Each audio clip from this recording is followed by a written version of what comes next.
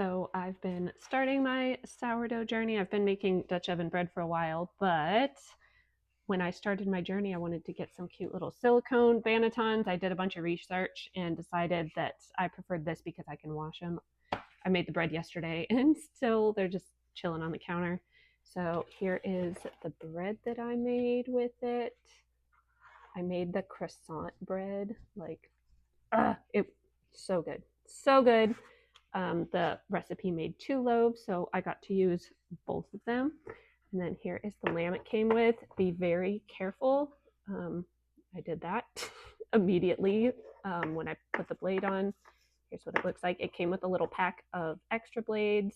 Here's how you put it on. You just grab this and you kind of pinch it, and then you stick it through the 2 holes.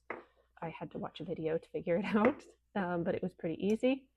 And then I will be keeping it in here, and it came with a little stirring thing that makes it so much easier than like a fork or anything. It came with a little painting, what is it, like to baste or whatever. I don't use that. And the silicone mat. It came with so many different things, but these are the star of the show. I love these. This whole set was great and is helping me in my sourdough journey. So excited, and I love this set.